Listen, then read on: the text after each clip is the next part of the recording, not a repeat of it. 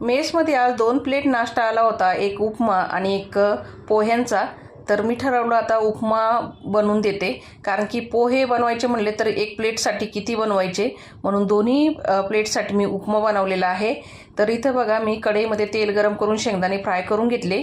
त्याच तेलामध्ये रवा चांगला खमंग भाजून घेतला आणि तो काढून घेतला. कढईमध्ये तेल टाकून मोहरी, जिरा, मिरची, कढीपत्ता आणि कांदा टाकला आणि कांद्यावरती मीठ टाकलं आणि चांगला गुलाबी रंगावर कांदा परतून घेऊन थोडीशी हळद, हिंग, टमाटर बारीक चिरून घेतलेला, कोथिंबीर टाकली आणि पाणी टाकलं. उकळी काढून घेतली पाण्याला आणि त्याच्यामध्ये भाजलेला रवा सोडून घेतला आणि चांगला वाफेवरती रवा शिजून घेतला. तर इथं उपमा आपला तयारच झालेला होता. कोथिंबीर टाकली आणि फ्राय केलेले शेंगदाणे टाकले. नंतर प्लेटमध्ये उपमा भरून दिला. तर एकमेकीच्या तोंडाकडे बघत बघत उपमा त्यांनी खाल्ला, कारण की पोहे पाहिजे होते. पोह्यांच्या जागी दोन्ही प्लेटींना मी उपमाच दिला होता. तर मंडळी या तुम्ही पण खायला. धन्यवाद.